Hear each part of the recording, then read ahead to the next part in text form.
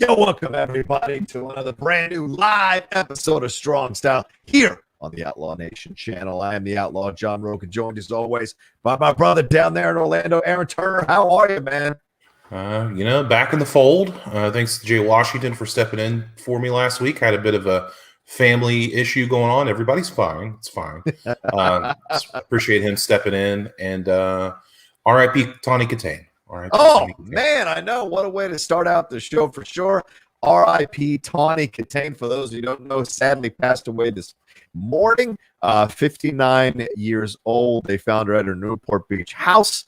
And, of course, her kids issued a very touching sentiment on Instagram in honor of her passing. Listen, whatever you want to say about Tawny Katane, she is a woman who, if you grew up at a certain time, you knew who Tawny Katane was. You had a crush on Tawny Katane. She was the hottest woman going. And then, of course, sadly, as her life went on, she had some substance abuse issues, some run-ins with the law, and it's kind of correlative to what we're going to be talking about when we get to Brian Pillman's Dark Side of the Ring here, Aaron, for sure. But sadly, yes, Tawny Katane passed away this morning. For those of you who are big Whitesnake fans or 80s music video fans, you know exactly who the fuck Tawny Katane is. No doubt about it. They don't call him the best color man in the business for nothing, folks. Yes. But yeah, absolutely. All of you are in here joining us live. We appreciate it madly. Thank you so much. We're going to get into so many things. I mentioned Dark Side of the Ring. Brian Pillman. I was going to talk about the Macho Man biography that dropped on A&E. That was so much fun to watch, but there was controversy, a lot of controversy around that biography. We're going to get into that as well. We're going to talk about, speaking of controversy, two things. We're talking about Eva Marie's return to the WWE, which elicited some very strong sentiment on social media, both for and against. And then, of course, we're going to talk about AEW's Blood and Guts match. It was a stellar one for the most part.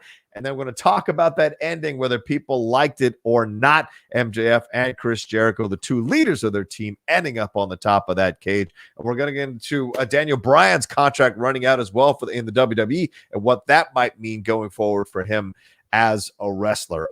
Aaron, where would you like to start, my man?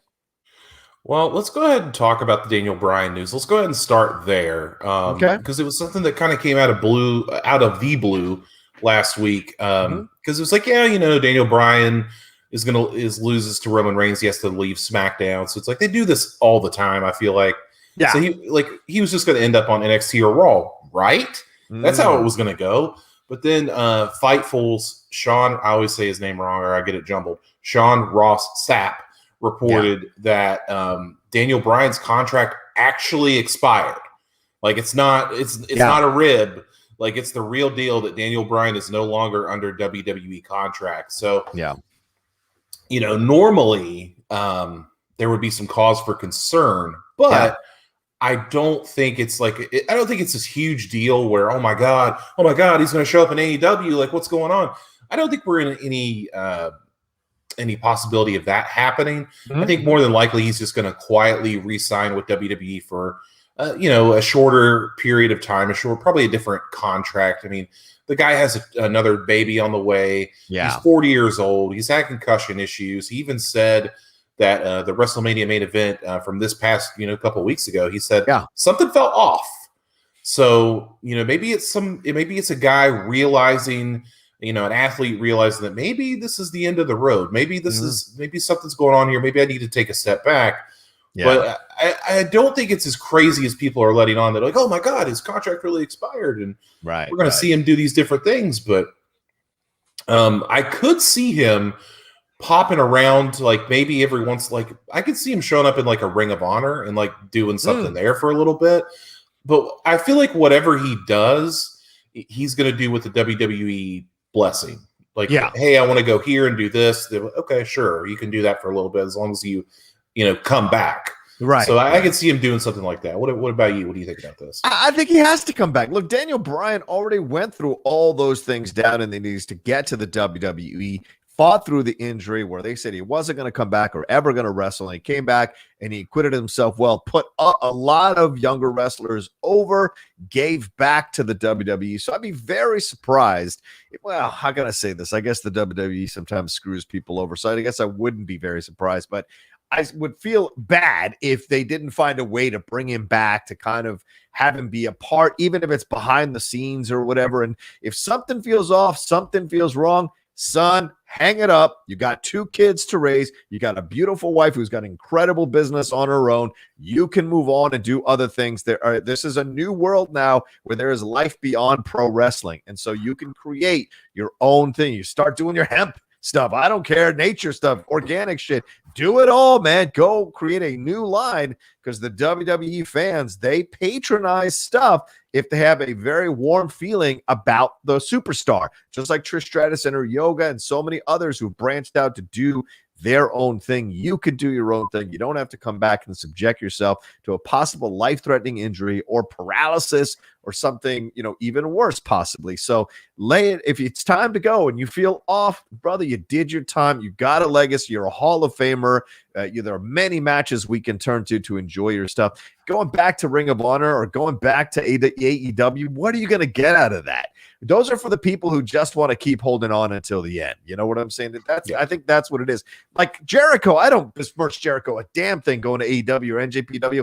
This is a man who loves to wrestle. It is in his bones, and I'm sure Daniel Bryan does as well. But Jericho's not saying something feels off, something doesn't feel right. There's a difference here, and we've seen this before, Aaron. So I think if it's time for him to hang it up, and then go take a job in the back like everybody else does and help other wrestlers get over, pass your knowledge on. Yeah, talk about a guy that would be well used in the back. I mean, they've got guys like Ricky Steamboat, Gerald Briscoe, like these great minds for the business back there. Mm-hmm. And Daniel Bryan would fit right in. Yeah. So it would make sense that would be a move for him. Something else, like there just comes a point, like Daniel Bryan, like feels like he's a lifer in the wrestling business, like as a wrestler, as an agent or somebody like that. But there kind of comes a point where I don't know Daniel personally, obviously, but I think that there comes a point where maybe the corporate structure of the WWE and things like that just don't interest him. Yeah. Like maybe that could be something too, because he feels like the kind of guy that would really just do his own thing. Yeah, maybe. And pay it forward. Maybe eventually down the road he would be a coach, but I don't see him doing that right away. I think he wants to do the family thing for a while. I'm sure he's got plenty of money. I'm sure he's got all of that. But I do think I could see him coming back on a very limited basis. I think we're going to see him less and less. Yeah, he could become a general manager. He could do that all over again, or be a part of Talking Smack, or do those kinds of, or have his own type of interview show. There's a lot of avenues for Daniel Bryan to explore because of what he's done, and his coming back really solidified him in the hearts and minds of the WWE. And I'm even more thankful now that they didn't put the belt on him or on Edge, because God knows if it's the worst that, something doesn't feel wrong and he's got to give up the belt or what have you. So it just makes all the more sense for him to just kind of step back for a little bit, enjoy a little downtime with the lady, enjoy a little downtime with the kids, help her as the second child's coming, and then decide what you want to do rest. There's no rush. In fact, taking some months off maybe heals the body up better to extend the run if you did want to come back and wrestle for a little bit. But just take care of yourself. A lot of people, I love Daniel Bryan. A lot of people love Daniel Bryan, cheered him on, don't want to see him get hurt. And it's like Derrick Rose. No, not Derrick Rose. How can I say it? It's like Allen Iverson, right? Like the second Allen Iverson can't do what you loved him for.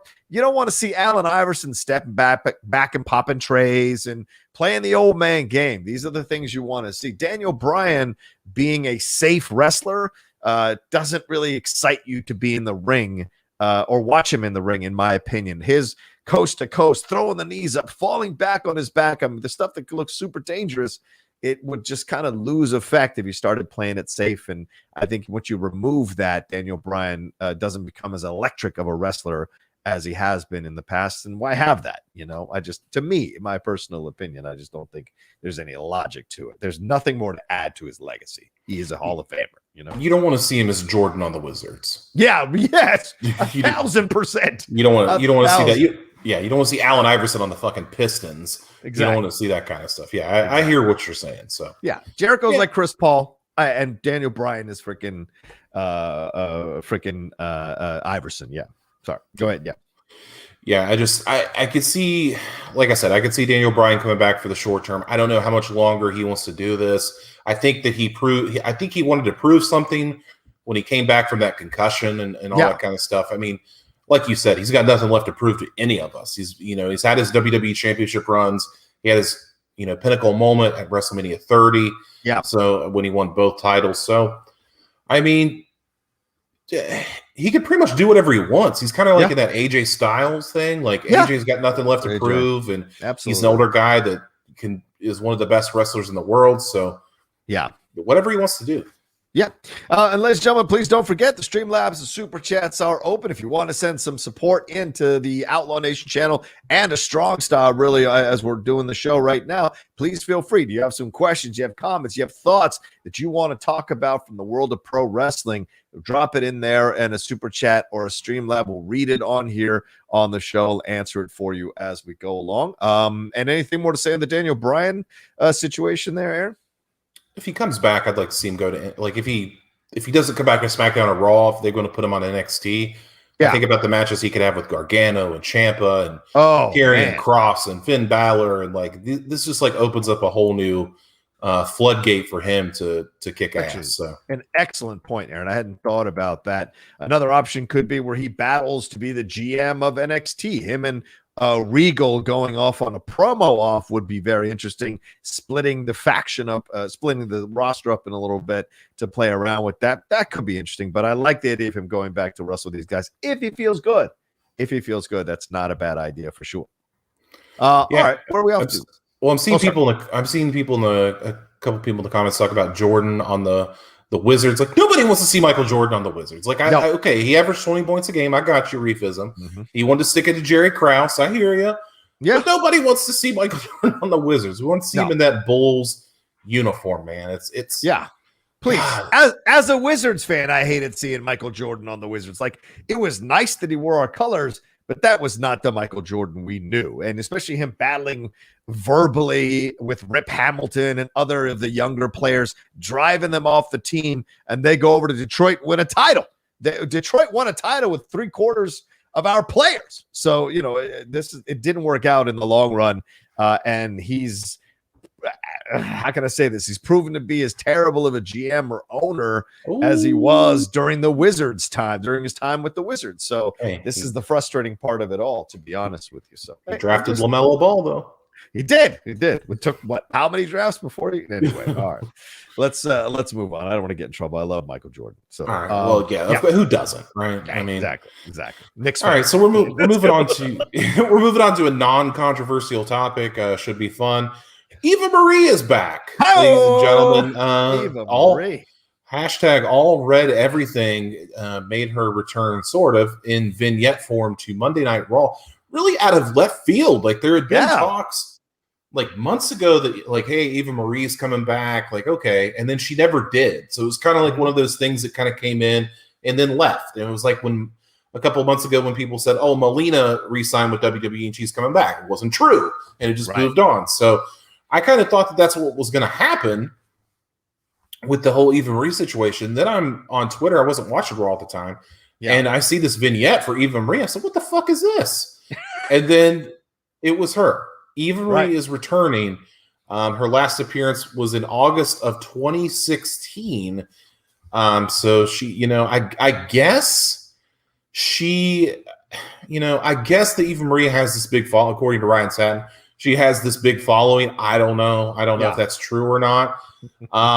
So here's my thoughts on it. If she's coming back as a manager, I'm fine with it because she is a heat magnet, and whoever she goes with will have a lot of heat on them, which is probably what they want if they're a heel.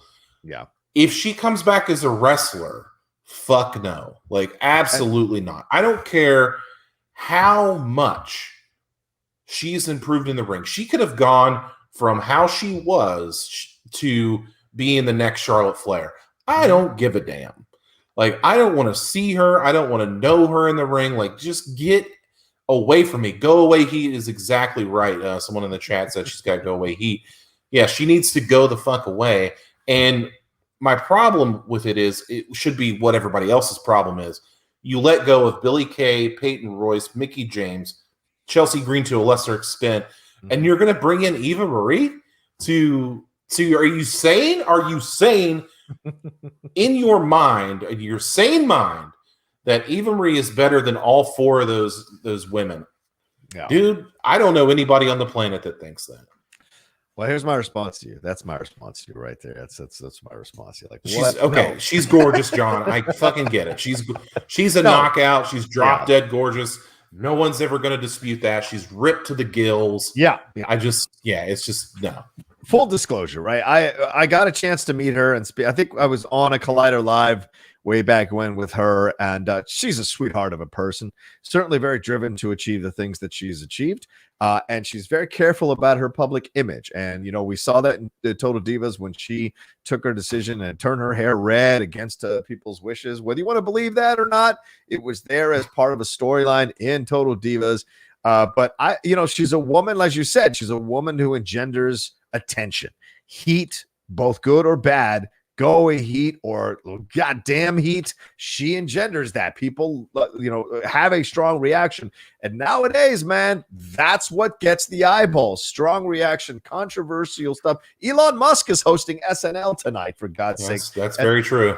And the reason they're doing it is because their ratings have been in the tank this whole season. They've dropped from 9 million viewers during the election cycle to 4 million viewers themselves per episode SNL. So this is Lorne Michaels trying to bring in a new audience, trying to bring in an audience that maybe wouldn't give SNL a shot and try to put their ideas in there. And Eva Marie, a lot of people think she's quite attractive, want to have her in there. Can she wrestle or not? We're going to find out. Are they going to go that route? Who knows? But look, we've seen a lot of people come back and change and get better. Some people have been loving Lana's progression as a wrestler. So there's possibilities here that she may be better. And if she shows up and she is, then great. Everyone can shut up and we've got a new female superstar in the WWE.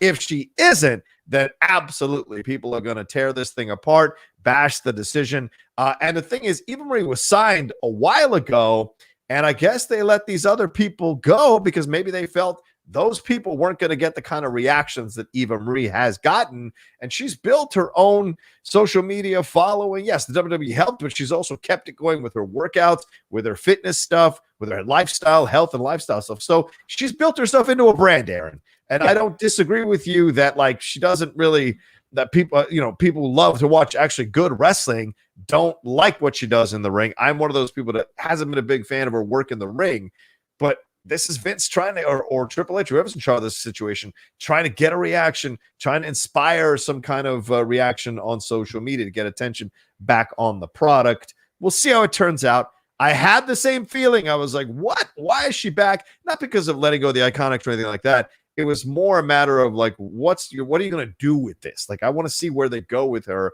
And if it's a waste of time, then you're just like, great, you brought her back and you booked her badly and you screwed her over again.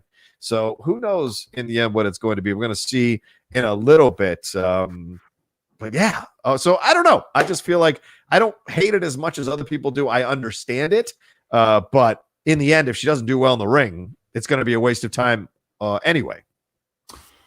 I think in wrestling fans' opinions, certainly my opinion, she's on a very short leash. Okay. So we've talked about this on the show recently. The main roster of WWE women is real. I think it's really struggling. You look at the NXT women's division, it's solid from top to bottom, who they've got in there.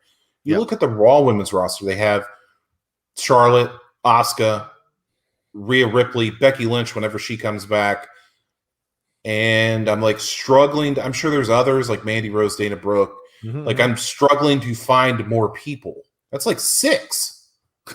It's 6, dude. And then I look at SmackDown, it's Bianca, Sasha, Bayley, Carmella, and then to a lesser extent, these other people.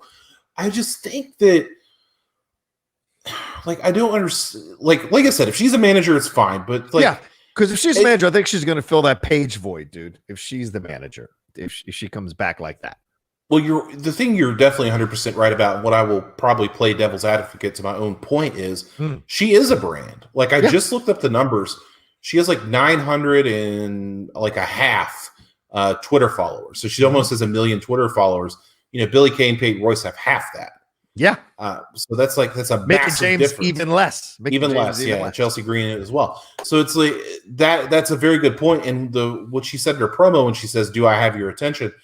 She was trending all night long. Yep. So people were definitely talking about it. That's for sure. And is that a good thing? Is any what do they say? Any press is good press. Yeah. So. I guess from a business standpoint, I 100% understand why you would bring her back. From I'm a wrestling fan standpoint, fuck her. You know what I mean? Like my rational brain says it's fine. My wrestling fan brain says it's stupid.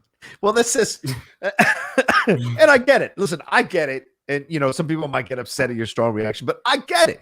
The thing is, here's the deal. This is the transition that's happening in so many areas of entertainment now, Aaron. This is what's happening. And it's been happening for the last 10 years, but it's really now starting to hit the upper levels of entertainment, which is if you've got a brand and you've got a strong following, people are going to put you in there. Remember, the same people, just like you, were bitching that Bad Bunny was coming on to the WWE. I never bitched about Bad Bunny. I'm not saying you did. I'm saying people like you. People like it. Got it. Yeah, right. Because I'm sure your rest bring of a lot of people were like, fuck that. This guy hasn't done his time, hasn't put in his dues, blah, blah, blah. Why is he getting a spot at WrestleMania? Fuck that. People were upset about it. But the truth is, this is WWE. Once again, they understand they've got to reach out to these other fandoms. They got to reach out to these other situations. Look, the Schmodown, same thing, and to a lesser degree, got to reach out and build new fan bases, reach out to younger players. That's why we're bringing in the rookies, bringing in young players, bringing in people like Griffin Newman, who's got a reputation as an actor outside the Schmodown,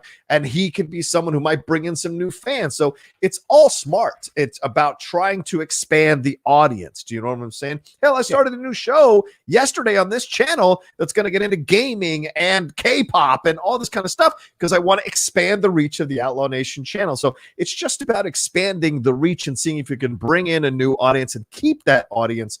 But I hear you. Like, I get it because she is crap as a wrestler. You're not going to deny that. She really is. And they spent hours and hours and days and weeks and months trying to get her better as a wrestler. Some people have it, some people don't. You can learn it, but it doesn't seem to be showing up in the ring. The fact that people are giving her so much credit for her most recent run as a wrestler, it's only in comparison to how terrible she was when she initially started to wrestle. So there's this whole inherent thing like this okay, he pronounced nuclear correctly, give him a cookie. Like it's that kind of thing. And so this is what we have here with Eva Marie. So if she comes back and she's even better than she was as a wrestler before, people are going to fall all over themselves. But I think the manager route is where is best used. She can certainly rile up a crowd. She can get involved, do some dirty stuff. She'd be a perfect heel manager and replace kind of what Paige was doing with, was it Absolution, whatever it was? Yeah, she could totally do that. You wouldn't miss a beat with that. I mean, imagine her coming out and she's managing Dana Brooke and Mandy. That's a possibility. So those things kind of can play. But I agree with that. I don't want her in the biz. I don't want her in the ring, but certainly managing, she'd be fantastic. I'll put this out here now. I reserve the right to come back in a couple months if she is good and totally apologize. So right. We'll put a pin in that. Okay. That I reserve the right to apologize if Eva Marie is good, but I don't think it's going to happen. Okay, absolutely. Zenoir getting a swift kick in the balls from me. Eva Marie is the Finstock Exchange of Wrestling. Take that in any way you want, LOL. You haven't been paying attention to the rookies, have you? The rookies are doing better than anything Eva Marie has done in the ring. So, Zenoir, this is a terrible take, son. Did you watch our Rager yesterday? Rick Radis take care of business in OT? Yeah, you're a fool. All right, so anything more on this, or should we get to a Streamlab that's been sent? No, go for it.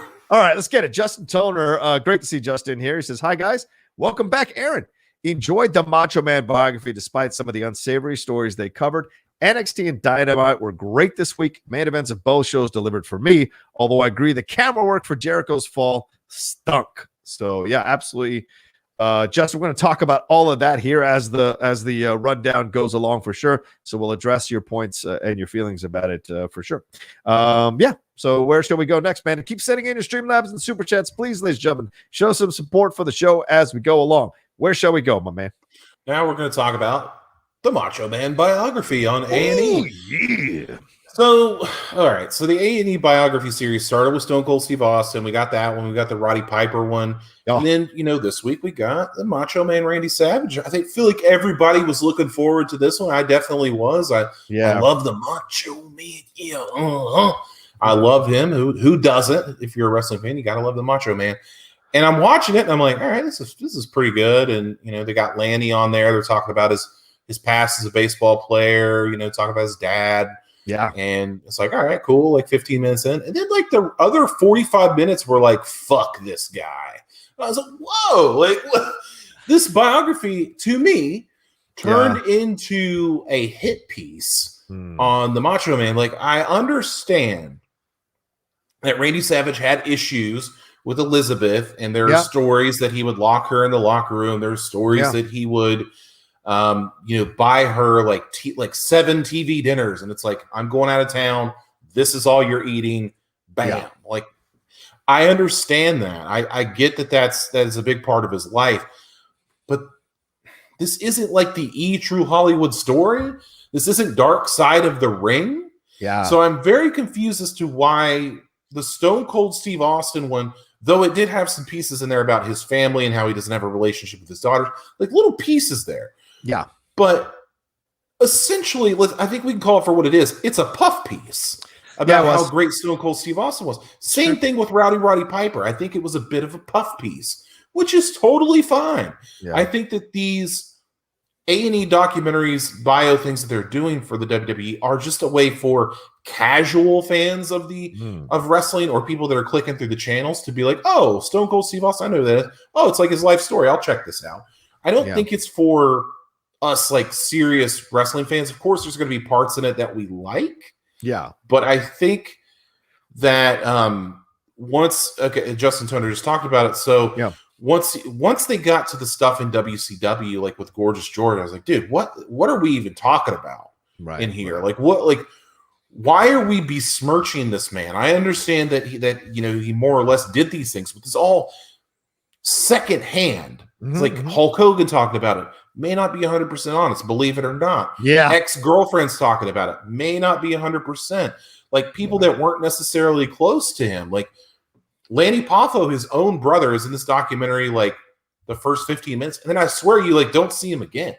Yeah. Yeah. And they have people like Bubba the fucking Love Sponge on there talking about how they used to, like him and Hulk used to like fuck with Macho Man to like mess up his brain. Like, why is this in here? They skip over him winning the Intercontinental Championship. They talked about the Steamboat stuff, which was great. It was a really great thing. They skipped over him winning the WWF Championship. It was probably the greatest moment in his entire career. Yeah. They skip over like the stuff he did with Diamond Dallas Page. They briefly touched on the Slim Jim stuff and how important that was. And it's just like we started with like this deep dive into who the Macho Man really was and how he changed, like he talked normal, then changed his voice for this character and never went back and never heard him talk the same way again. But it's like, why did we not dig up the skeletons of Steve Austin and Roddy Piper, yet we're going to shit all over the Macho Man? Dude, I don't get it. Yeah. I didn't get it. I did not like it. Yeah, you weren't the only one. A lot of people sent me messages. Saul in the Schmodown sent me a DM on Twitter saying, dude, have you seen this thing? It's a hit piece, and went after it. So I already had like a little bit of a preconceived notion when I went in to watch it. In the first 5 minutes, you're absolutely right, Aaron. I'm like, what is everybody talking about? This is fantastic. I love getting a little more behind the scenes. I love hearing about the relationship that he had with Liz. I love, and the guy's doing some ball busting as it goes along. I was like, yeah, this is standard dude stuff. No problem. great hearing about how he changed the voice, how he's worried about how the Village People's Macho Man, how that might cause a little bit of issues with him going as the Macho Man, getting his tailor-made stuff, which is very reminiscent of what Ric Flair did, paying for it out of his pocket. Vince on this talking about it as well and giving him credit, and a lot of people giving him credit that he was an essential part of the construction of the WWF at the time, what it was called at the time, and how it got over with the fans. Ricky Dragon Steamboat being in there was great. Yeah, Lenny Poffo being in there was great as well. And then they got to the Gorgeous George situation, which really you're just like, okay, this is an older dude trying to hold on to the end, right? And so, or trying to hold on to being young, rather. And so dating this woman, she describes it as she did, falling out of the club and whatever. And he's like, was a gentleman. And so he got paranoid, and so clearly he was a paranoid person when he was in these relationships. Certainly that's bred from a deep level of insecurity, self-esteem. I think the battles with Hogan were all about that as well, because Randy wanted to be the top guy and Hogan was always the top guy.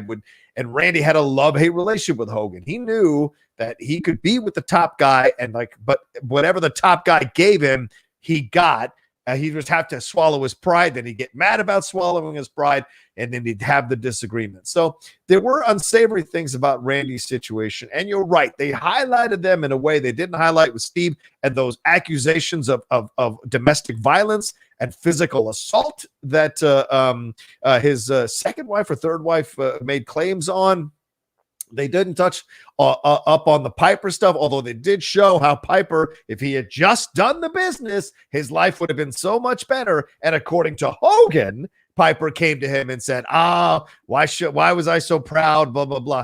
So you do get the sense that the WWE, just like Michael Jordan with The Last Dance, is curating these biographies to make it seem as if their company just was there to try to do the best for them, and that some of these people weren't the best people behind the scenes. I get it, but it does end with him finding his getting back with his high school sweetheart, them rekindling this romance, him being happy, him letting go of the voice, him not having to do any of this stuff anymore, and he was really happy before he died. So to me, this is a little bit like, if you know the Sinatra story, he was who he was with. He had, he cheated on his wife like crazy, got with Ava Gardner, but then he got with Mia Farrow when he was trying to still be relevant and be cool with the kids. And that was a terrible relationship. He was super paranoid. He was controlling of her.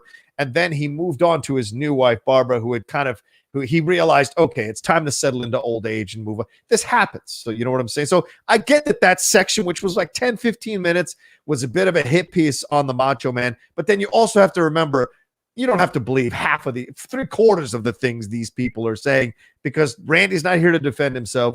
Certainly they didn't play anything when Lanny was defending any of these accusations. And I think Lanny does come back once to kind of reaffirm one of these allegations as well. So I did think that was a bit unfair to Randy. And for someone that we desperately love as a character and as a person, it was a shame for them to highlight this stuff. Because if they do a Vince biography, they motherfucking better dial into the shit that he has done, or a Stephanie biography or a Triple H biography. If they pull any of the punches on their unsavory shit, then it certainly looks like it's grandstanding and it's brand saving, as opposed to being honest, because you can't pick and choose. And this feels very similar to what they did to the Warrior until the Warrior came back, right? That terrible documentary they did about the Ultimate Warrior where everybody was making fun of him. It was ridiculous. Yeah, and it was kind of bookended, right? Like it started out good, then it was like kind of a happy ending. And I did like how, okay, so they had like a wrestling super fan on there, and he said, the Macho Man Randy Savage died of a heart attack, crashing into a tree. Like that's the most like Macho Man thing to do. It's like, what the fuck is this guy talking about? Yeah, that dude. I mean, how did this guy get credibility over me to be on this show? Like I don't know how that happened. Yeah, but it's not all bad. Like there are parts of it that are interesting. My favorite, I'll tell you my favorite part of the whole thing. Is when they're talking about WrestleMania 3.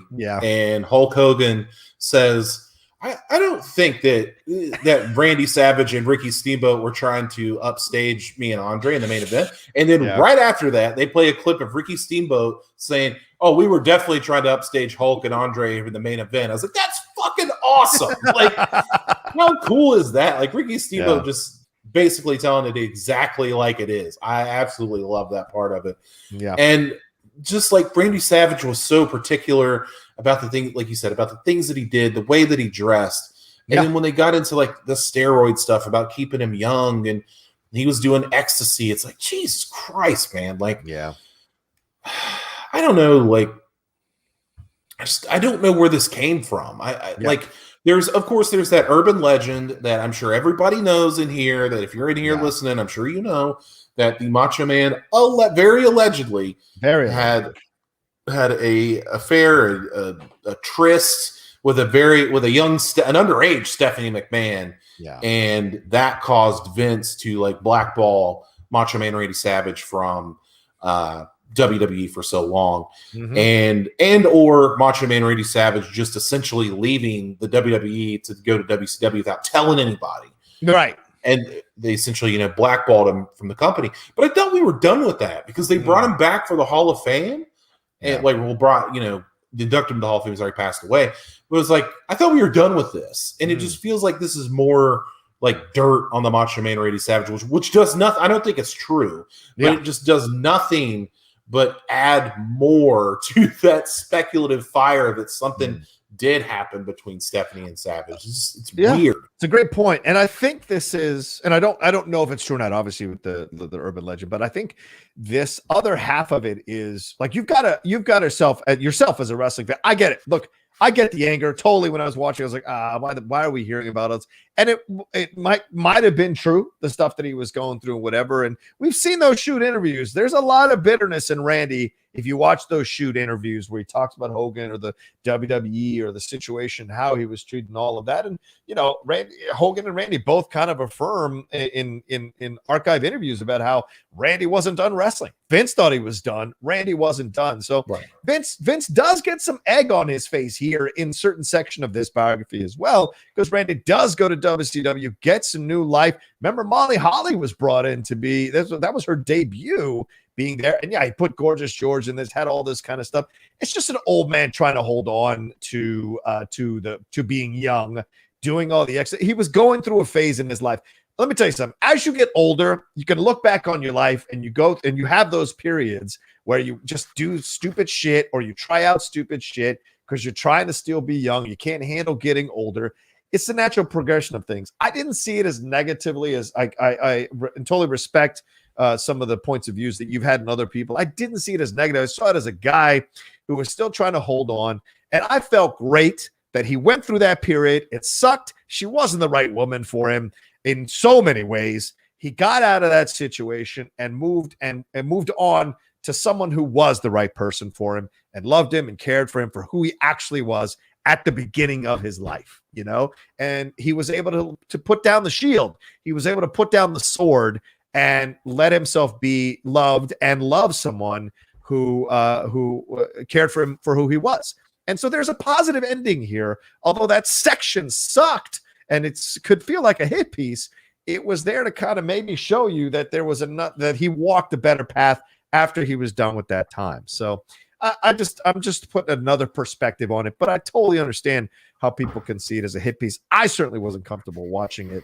And there's more to explore with Randy. And I prefer the Dark Side of the Ring. I prefer that one because I think that one had a little more layered, complex, nuanced approach to this situation overall. And you got to wonder what Lanny's part in all of this is, because why isn't Lanny like out here? I just went to his Twitter. He's not bitching about it at all. Why isn't he on Instagram complaining about the betrayal? Like, why isn't he? He should be leading the chorus of it being a hit job against his own brother. So you got to wonder what's behind the scenes in all of this. And really, you can't trust Gorgeous.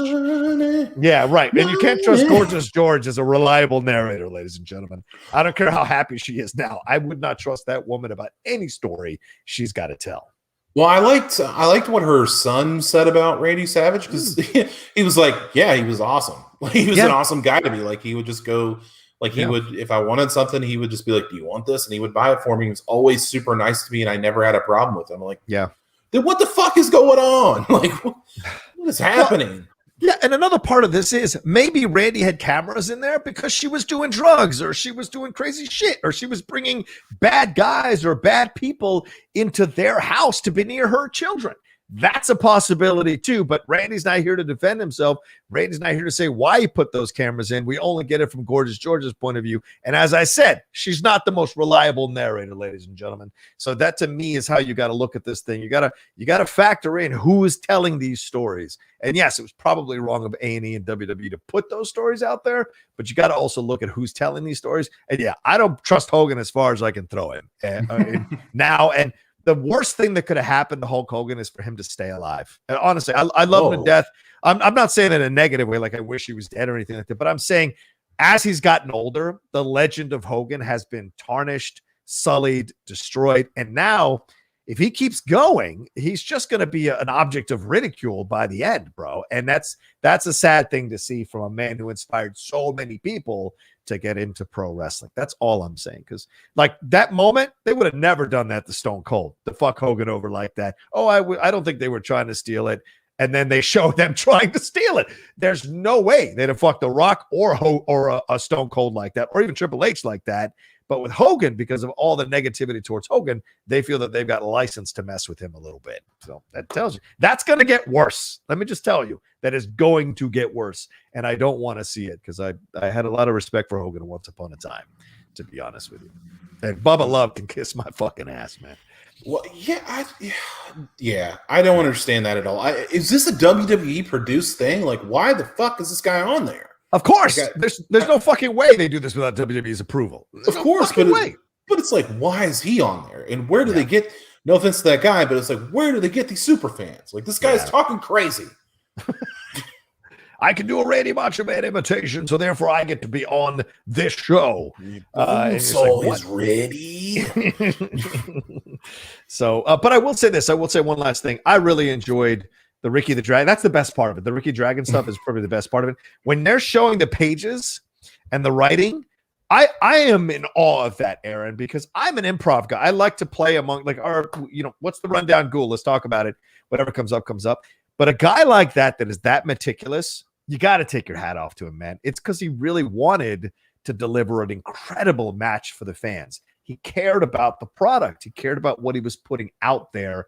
And that's a rarity in any business. So he deserves a lot of respect for being able to do that. Even though Andre, wanted to kill him or made fun of him or whatever, you got to respect that Randy wanted to deliver a fantastic product for the fans every night. So. Unbelievable. Yes. Fightful confirms. Sean Ross Sapp confirms. John Rocha is now going one-on-one with Hulk Hogan. I get what you're saying about it. You know what I'm saying. Yeah. The whole rap thing, too, was just great. Like, that whole part was great. Yeah. Lord. Be a man, Hogan.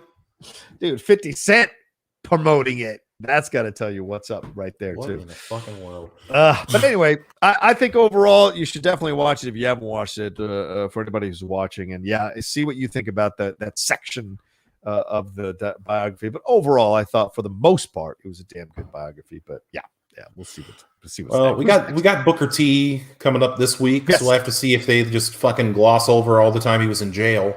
So we'll see how that happens. Jesus Christ. I don't even know what to expect anymore. Who did he call the N-word? He called Hogan the N-word, I think. No, Hogan he did call Hogan the N-word. There's no way they put that in there. There's no way. That was I do want to make a quick note. We're not covering it because it's like just didn't really need to. But if you lost or if you didn't watch WWE's Lost Treasures, Hidden Treasures, the other A&E show, this past week they did Jerry the King Lawler. They were going after some of his stuff, and instead of being like the show that it's been for the past 2 weeks, it was like a biography on Jerry Lawler, and it was actually really good. So if you haven't watched the Most Wanted Hidden Treasures, I forget what it's called. Check it out, the Jerry Lawler episode, because it's really entertaining. I thought it was really good. Did you think it was weird that they were doing the figures? Like it almost seemed like a pseudo. It almost seemed like a pseudo commercial in the middle of the biography for Randy Savage. Yeah, they did. It came out of nowhere, and I was listening to Kurt Hawkins on his podcast talking about it. He's like, I don't know why they did that. Yeah, it was just like weird. All of a sudden it was my wrestling figure. Yeah. Someone's got to take care of Randy's legacy, man. Somebody better than Lenny Poffo. You got to have somebody step Come on, forward. they're They're just going to keep fucking with him, man. It ain't right. All right, where are we going next, my man? And please keep sending in Streamlabs Super Chats. And more than anything else, please hit the like button. We only have 37 likes. We got over 90 of you watching us right now. So please hit that like button. Get us up there. Get us up to 50. Get us up to 100, for God's sakes. All right. I think we got a super chat that popped up there. Yeah, let me take a look at that real quick. Let me see. Oh, yeah, there it is. Chris Taylor says the bio for Macho felt like WWE trying to beat Dark Side of the Ring. Dark Side of the Ring was better. They did it better. Yeah, absolutely. Maybe they were, but you can't go half-ass in the Dark Side of the Ring. You got to go all the way, or don't bother. It looks bad if you go half-ass on it. So, speaking of Dark Side of the Ring, nice. That's where we're going next. We're talking about the premiere episode of season 3, parts 1 and 2. Dark Side of the Ring, the Brian Pillman story. This was the first part was free to watch on YouTube a couple days ago, so you could definitely check that out there. The second part is on Vice TV, is like one thing. If you look hard enough, you can also find it on YouTube for free. But I'm not saying do that, but you can. Yeah. I'll let you go first on this one, John, because I feel like I've hogged it, and I got stuff. I feel like I talk too much on the Randy thing. All right. Yeah, all right. Here's what I'll say. I loved it. I absolutely fucking loved it. However, I think the first part was better than the second part.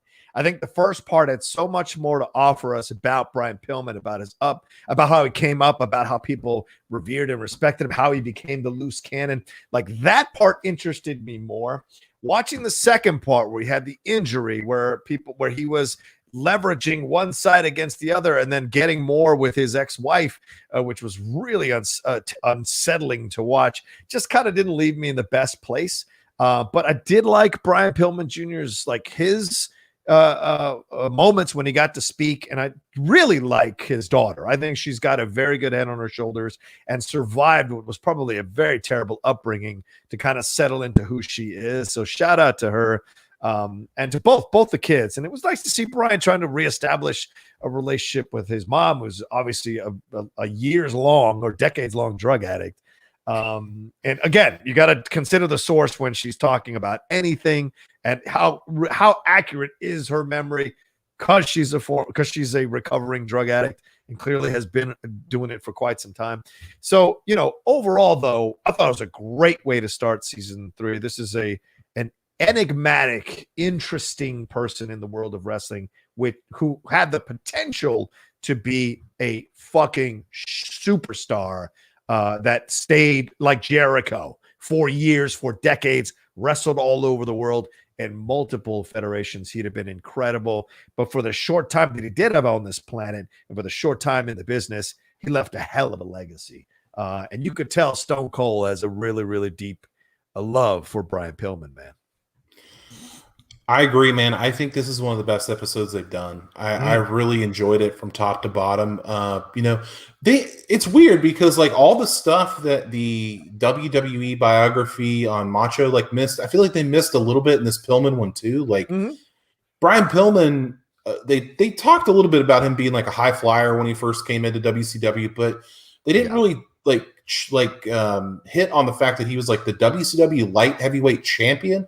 Right. He had these great matches with Jushin Thunder Liger. He was in like a really great tag team with Tom Zink, the Z-Man. Before him and Stone Cold got together. And not only that, I mean, he was the fucking Four Horsemen. They left all this stuff out. I'm like, this is important. Like, I know we were talking about the dark side of Brian Pillman's life, but it's important that we put all these in here. So I wanted to definitely put that into context. Yeah. That Brian Pillman wasn't just some guy that was acting crazy. Like, he was a guy that really had a lot of skill and a lot of talent and could have gone very far in the company had they allowed him to. Had they not said, oh, he's a small guy, we're going to put him in this tag team, then we're going to break him apart. And then Bryan, does the whole loose cannon gimmick where he says, I'm going to whip my dick out and pee in the ECW ring. Said that and almost did it. So it's just kind of like that part of Brian Pillman, I feel like, is the part that people remember. And that's totally fine, because that was like a big part of his personality, his wrestling persona. But I don't want people to forget, like, that young, the Bengal tights, light heavyweight guy that would Flying Bryan. Like that's what it was called, Flying Brian Pillman. Yeah. And I loved it when Eric Bischoff tried to play it off like oh yeah, I knew all along that Bryan was playing me. No, you didn't. Yeah. You got played. I love that. I was kind of surprised they didn't get Paul Heyman, but then again, WWE probably makes sense they didn't get Paul Heyman to talk about his ECW run, right. Which is fine.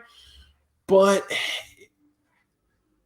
the second part of the documentary hit me like a ton of bricks. Like the first part is exceptional and it's great. The second part is like when it all goes bad, like that car wreck where his face is just like they really go into graphic spoilers, by the way. Like they go into really graphic detail about how they essentially put his face back together, and they were going to amputate his foot, but they said no, we'll just fuse it into a position where he can walk. Like, can you imagine? Like how much pain that Brian Pillman was in on a daily basis? Yeah, like I can't imagine that. But when they got to the point where they were talking, like Brian Pillman Jr. was talking about how when he died, and his dad was such a personality that everybody like thought it was a joke. Like they thought it was a rib. Like, oh, Brian's dead. Ha ha ha. Yeah, right. Like, what's he doing now? Like, that's insanity. That the guy was so good at what he did that he could be deceased, and people think that he's really alive. Like playing a joke. It's unbelievable. But the part where they're talking about the death, Brian Pillman Jr. talking about the death of his father, and the kids are talking about the death of his father.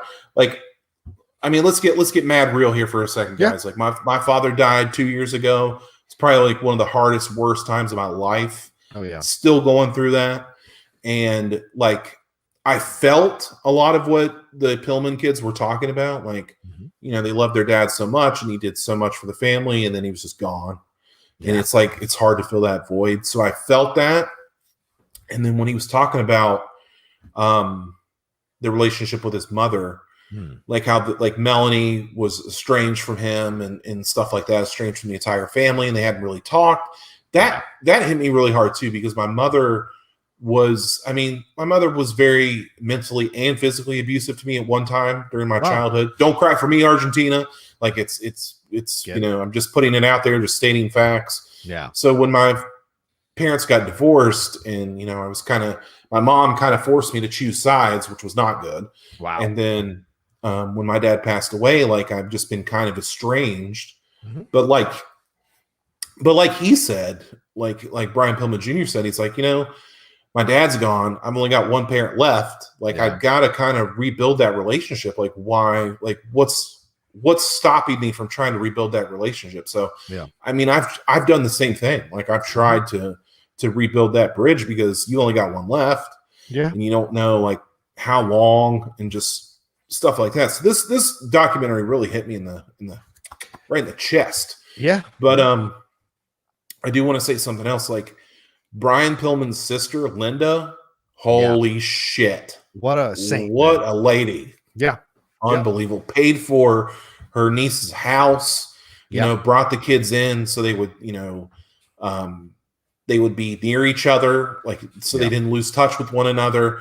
That lady kept everybody together. And she was the MVP of that entire thing. Like Brian Pillman Sr.'s life was such chaos. And to see like the drug abuse and the different women that he was with and all that stuff, it's just, to see Linda was like the calm in the storm, man. Like she was the rock that held it all together. I thought she was awesome.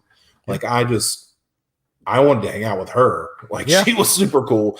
And she, like Brian Pillman Jr. had recently talked about, like he just actually put up a tweet today that said, happy Mother's Day to my Aunt Linda. She's just as a mother to me as anybody else has ever been. I love her so much. And I'm just like,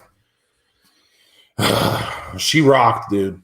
She rocked this entire thing. So if you haven't seen it, if you haven't seen the Brian Pillman Dark Side of the Ring, you should definitely check it out. Yeah. I've gone on enough, but she was great. She was great.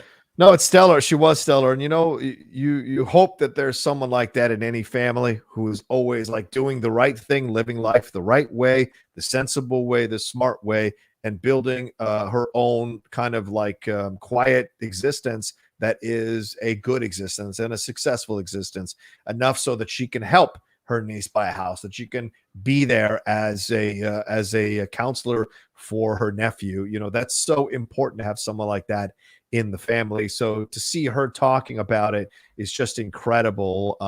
And it was, you're right, Aaron, it was a really powerful part of the documentary in both parts, hearing her talk about it, hearing her talk about Bryan. And she has genuine love for Bryan. Like she had a rarely negative word to say about Bryan. It was very much loving his energy, loving what he did, worried about him. That's the thing where she has to go in and talk to the doctors, and she's the one that's handling things as Melanie's out of her mind. And then Melanie showing up on Raw. She would have never approved that. She would have, if she had her chance to stop her and physically not make that happen, she could have done that. She would have done that, but she couldn't, obviously, because the situation the way it was. Vince took advantage, you could argue, of the situation. And that's another thing that comes through. Yeah, much love definitely to Brian Pillman's sister for sure. But the other part of this is this documentary is a real window into how these people who run these federations think of these wrestlers, no matter how much of a superstar they are. If they can use the moment to take advantage for ratings or attention or whatever, and lie to themselves that they're doing it from a humanitarian point of view, they will do so. And for all the things that Vince has accomplished, there is also this other side of Vince, and you've seen multiple examples for decades of the kind of person he is to take advantage of certain situations that he should not even remotely consider doing. Do I believe that Cornette didn't like that idea? I don't. But I don't know. I believe he did. You do? You do? Yeah. That he did like the idea or didn't like the idea? I believe that he hated the idea of putting Melanie on camera because it's so fucked. I can't believe they did that. That's fair. That's fair. Maybe he did. I don't, I just felt like Cornette would take advantage possibly of a situation like that, but I don't know. So he said he didn't like it, but it went through and they did it. And yeah, when you're watching the footage, which I'm very surprised at how Dark Side of the Ring gets this footage. Yeah. Is Vince the kind of person that says, well, if you're going to talk about my product, it's good press, bad press, whatever. It's attention for my products, so go ahead and use it, because they don't usually paint the WWE in the best light. I mean, they did the Jimmy Snuka story last year where Vince was, in essence, in cahoots with Snuka to cover up a possible murder, man. So it's just like crazy to think about how they go after the WWE sometimes or highlight these unsavory parts of the WWE, but they get to use the footage. And they get Stone Cold on it, even though Stone Cold, I think, has one of those kind of independent contracts with WWE that he can do his own thing. Still, it's surprising to see some of the stuff. And putting Melanie on there and watching that footage is just unsettling for so many reasons. That's for sure. Yeah, and she's like, I would do it again. I'm like, what? Like, what is wrong with you? Like, she came out looking worse than I think she's ever looked. Like, she looked terrible during this entire documentary. I do want to touch on real quick. I know we got to move on, but I want to touch on the Pillman 360 or Pillman 9mm thing. The Brian Pillman's got a gun, and how I've seen a lot of people on Twitter talking about that. Like that, it's been like 20 years since that happened, and people are like, "Oh my god, I remember that back in the day. Like that was so awesome." Like looking at that with 2021 eyes, like.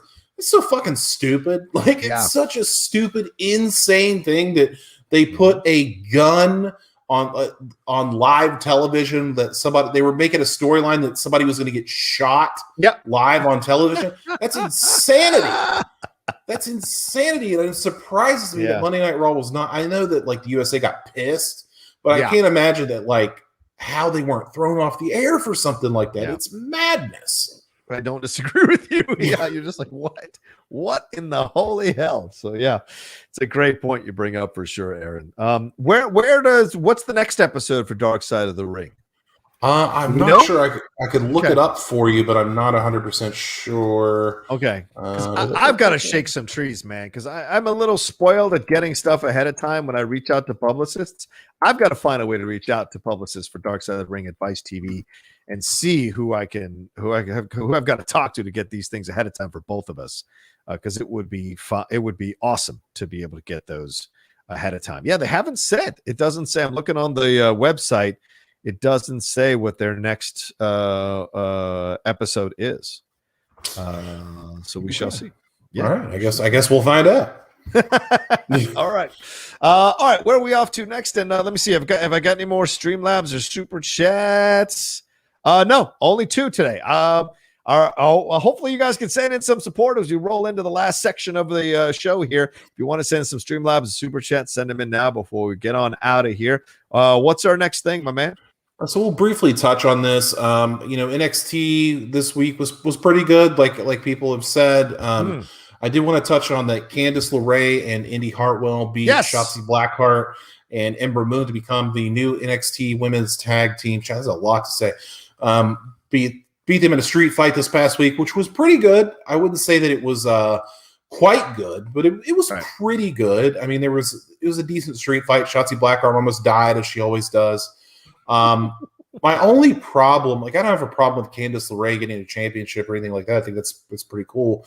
Yeah.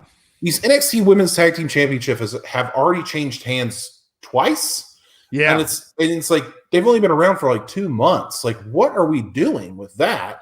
Number one, and like we need to build prestige in championships to make them mean something. Yeah. Like the WWE Women's Tag Team Championships on the main roster are defended like every week, but it's like nobody that's worthy of being tag team champions. Now we have this NXT Women's Tag Team division, which NXT Women's division is quite good. So it's just we need to build more credibility before we start switching these titles like every 2 weeks. I don't understand that. So yeah, I don't know. I didn't like that part of it, but overall the match was pretty good. Okay. And look, the way has been building, and Candice LeRae always comes close to winning these belts. So the fact that she and Indi Hartwell, and a lot of people think Indi Hartwell is another up-and-comer that's going to be a superstar as well.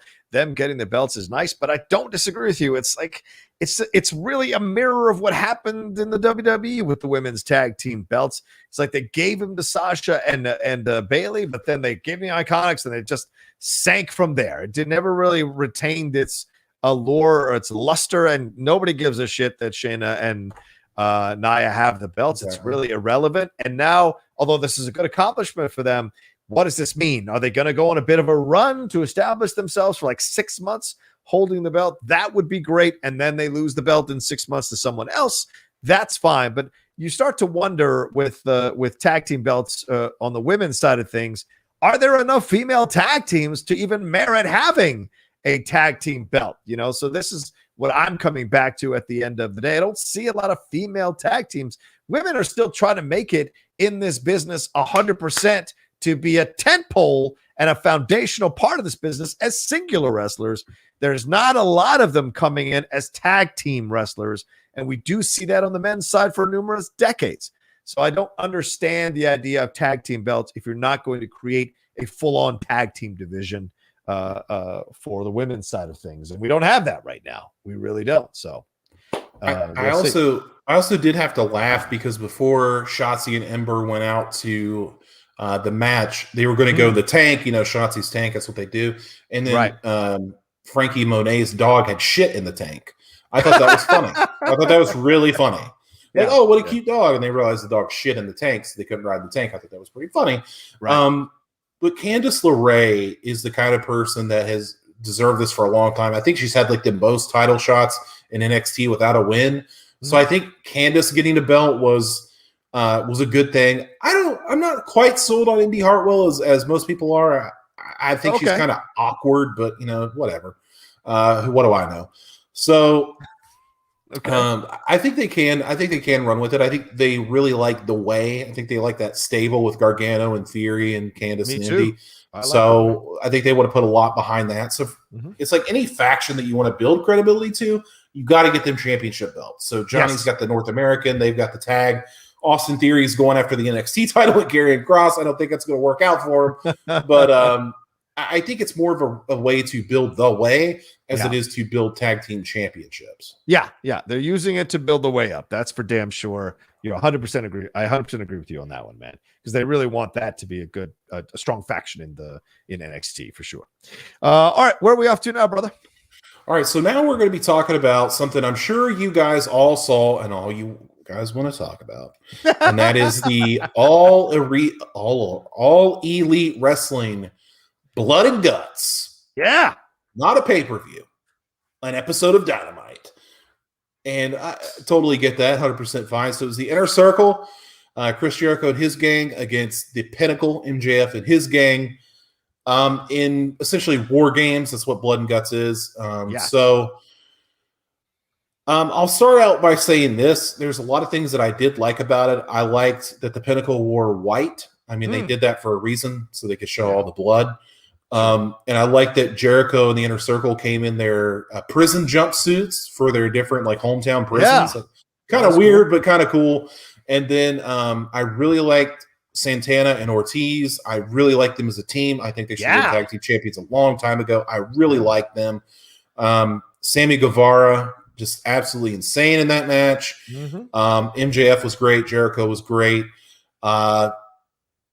Wardlow looked like an absolute beast. Yeah, he did. And we can talk about the finish here in a second, but most of it was quite good. Okay. I loved it. I thought it was great to see War Games again. It was great to watch these wrestlers kind of go at it.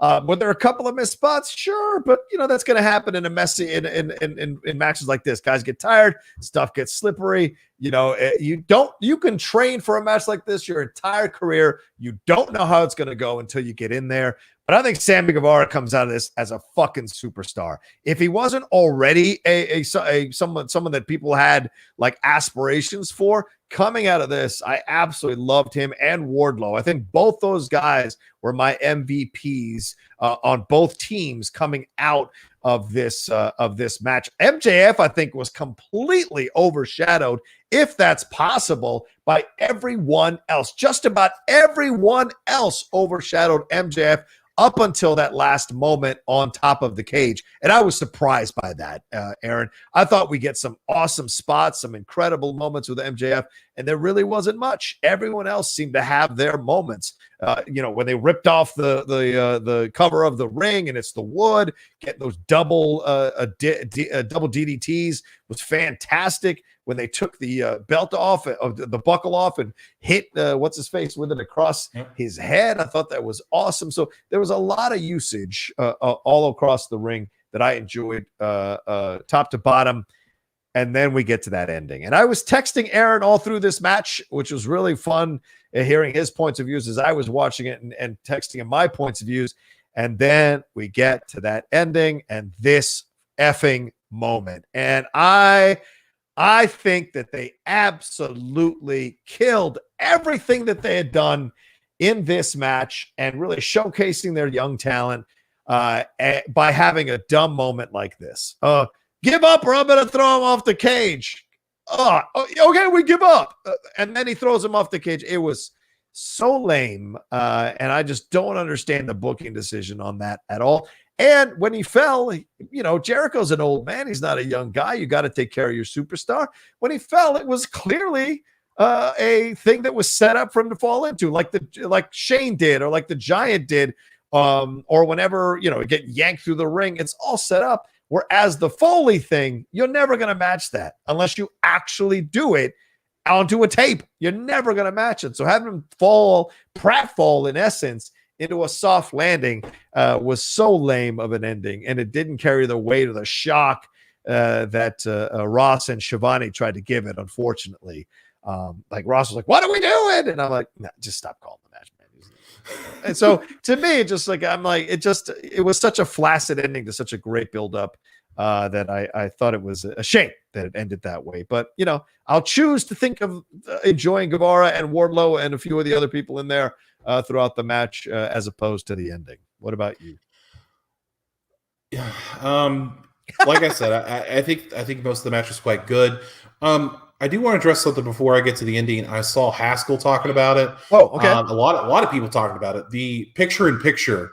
If you watch it live, I didn't watch it live. I watched it later on Fight TV. I didn't watch it on TNT. Okay. So they do picture-in-picture with ads and like you know how picture-in-picture is. Yeah. This fucking sucks. Like like WWE NXT does it too. And it sucks. Like, they need to get rid of it. I know they do that for ads' sake. I understand that. So it's like there's a commercial, but you're still getting the wrestling. But you can't hear the wrestling. You can't hear it. Like, you can barely see it. Right. So a lot of this match, like, they went to a commercial break, and I couldn't believe it. Like, I couldn't believe they said, we're going to be right back after commercial break. If you watch the Fight TV broadcast of it, there are no picture-in-picture. So I watched the whole thing, like, no problem. So when people were saying, oh my God, this picture-in-picture, how stupid is this? Like, why is it not ad-free or something like that? I was like, that's interesting. So I went back and watched a little bit of it. It's hard to watch. Yeah. Like, because they're going to break all the time. I'm like, dude, this really kills the flow of this entire match. But that aside, there's only so much you can do about that, but it sucks. And I wish they would get rid of it. I wish NXT would get rid of it. It fucking sucks. I'm here to tell you it fucking sucks. So as for the ending, I don't have a problem with Jericho falling. I don't have a problem with Jericho going off the cage, and I have a problem with him falling through the stage. Jericho is like, what, 60 years old? Yeah. Almost. And a lot of people were saying, well, Shane McMahon's like older than Jericho. He's taking bumps like that. I totally get it. Totally fine. I understand that. But the thing is, Jericho is a fucking superstar, and he doesn't have to take a bump like that if he doesn't want Jericho's 50 years old. I don't want to get into 50. That's what I meant. Right. Sorry. Yeah. 50, okay. Shane McMahon's 51. Right. So Jericho, a 50-year-old man, if he doesn't want to take a fucking bump, I totally get it. Like, I understand it completely. Here's the problem. The fucking camera was so bad. Yeah. And it was bad a lot. It wasn't just that. It was bad a couple times during this match. Yeah. It was, yes. Number one, I'm sorry, 50, not 60. Sorry. Yeah. Of course. Sorry, Jericho. But there was a spot on top of the cage where they actually showed Jericho blading and him cutting himself. And I was like, what? Cut away. Like, what are you doing? And they just kept it on him as he was blading himself. Which was just like, what the fuck? And then they had the camera on him when he was talking to MJF, telling him to like stall, like, because he hadn't pushed him off yet. It's like, God damn it, like, get the camera off of him. And then they push him off, and they had that wide shot of him falling. I was like, oh, this is great. Like, that looks really cool. And then they showed Jericho like up close, and you can see that he fell through the ramp. The metal on the ramp was cardboard. Yeah. And you could see the giant crash pad. That's what I'm saying. In the way that the camera made it look, it looked like Jericho fell like 5 feet. Like the cage wasn't even that high, for one thing, because there was the stage there and the crash pad, which made it higher. Yeah. Shane McMahon took a bigger fall from the top of the cage at WrestleMania from the Braun Strowman match than Jericho took here. I don't have it, like I said. Then again, I don't care that Jericho fell onto a crash pad. He's fucking 50 years old. I don't care. Right. My problem is the camera work. Made it look stupid. We all know that wrestling is carny bullshit. I understand it. It's not real in a sense. I get it. But you don't want to expose the business like that. And it was terrible. Mm-hmm. And it was just like AEW a few weeks ago when they did the bombs exploding and they basically were sparklers going off. Yeah. Stop doing this stupid shit if you're not going to do it right. That's all. That's all I can really say. Bo, I don't disagree with you. You're absolutely right to point that out. A number of people in the chat also pointing out the camera work that was an issue for this. And this is what happens when you have when you have a director in the truck, when you have cameramen who aren't normally cameramen for wrestling. So you need to understand that. I think an investigation needs to be had here by Cody Rhodes to be like, okay, who was the director in the truck and was approving these angles? Because I've worked in many trucks in production. It's the director who's going, camera 3, camera 4, camera 1, go to camera 1. So they see what they're about to put on screen. And if they're not aware of it, to cut away as soon as a moment is happening where you can audibly hear Jericho talking to MJF to stall, then it's on the director. The cameramen are told where to position and where to stand. And yes, and sometimes they go independent and they go rogue, and like, because they understand professional wrestling, they know what camera angles to use, and they get seasoned and they become veterans of shooting this stuff. So to me, I kind of don't put it on the cameraman. It's about the director, who is like putting up whatever shot he or she wants to put up. And if they're not cutting away quick enough, if they're not moving out of those situations quick enough, then the fault is the director. And so I agree with you. I think the camera angle sucked in some of these moments, but it was also the director choosing to put those camera angles on television for this match and showing those situations and completely undercutting the ending of this match. So you're right. The wide angle shot should have been enough. The close-up on the crash pad was like, oh, Lord, why would you go to a shot like that and linger on that shot as Shivani and Ross, and I can't remember who the other guy was. Excalibur. Yeah, sorry, Excalibur, yeah.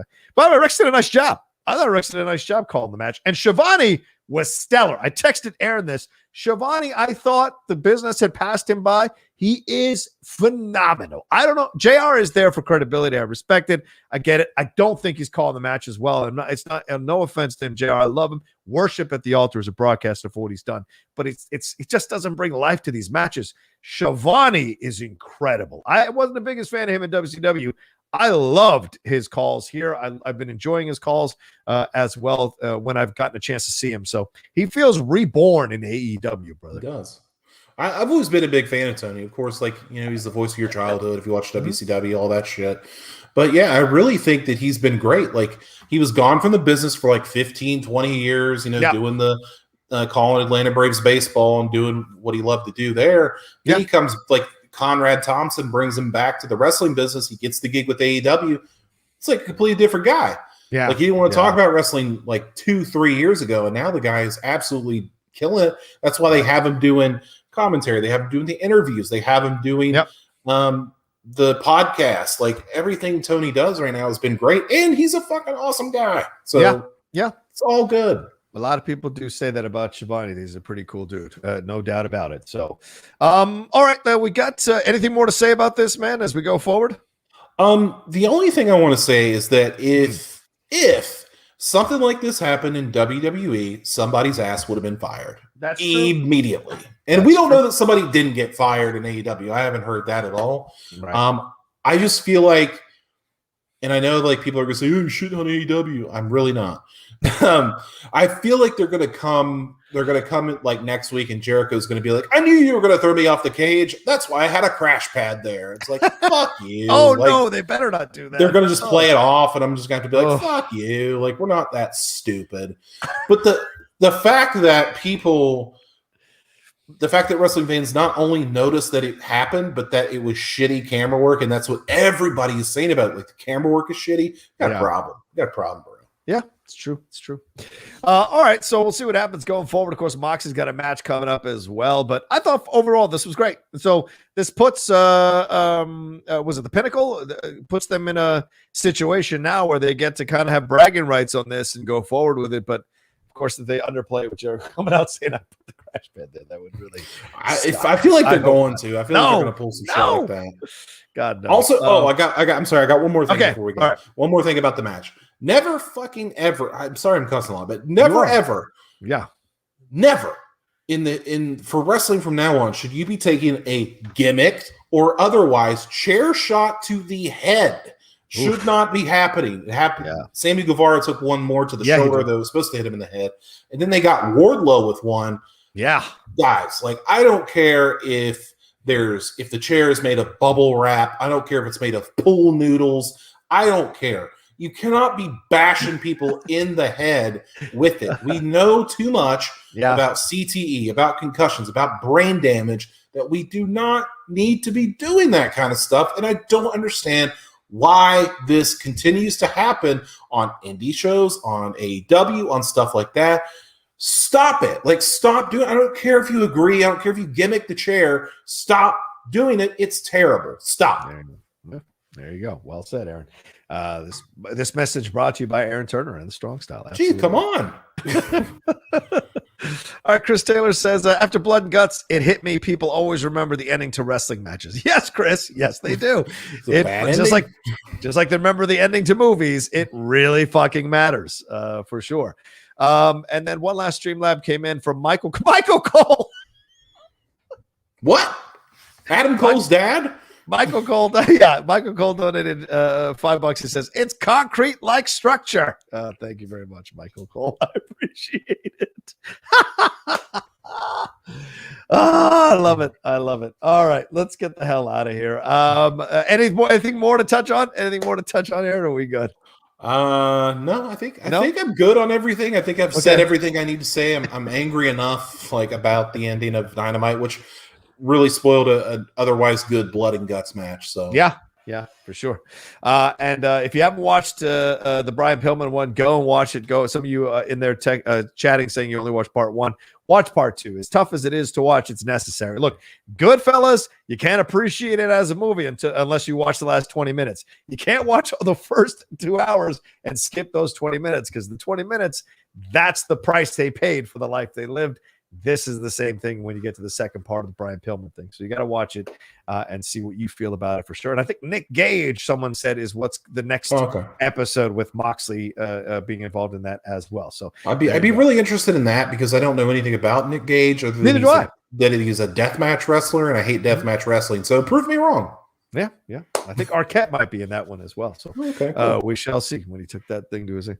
All right, there you go. Thanks everybody for joining us live. We really appreciate it madly. We love doing the show, so thank you very much. Please remember to hit a like on this. If you're watching it right now, we only have like 40 some likes, 50 some likes. It's odd for us. Usually we're up in the 70s to 80s by the time we wrap up the show. So maybe you didn't like what we were talking about, but we'd appreciate if you gave us some love. Maybe there's some Eva Marie stands who are a little mad holding back their likes. So I totally understand that. So please give it a like. We'd really appreciate it if you want. And please, more than anything else, because a lot of you watch after we record this live, please leave a comment down below as well. Let us know what you thought about the biographies, about the Dark Side of the Ring, what you thought about Eva Marie's return, Daniel Bryan's contract, everything we covered here on the show, the Blood and Guts ending. Let us know what you thought. Comments are so cool. I read them all.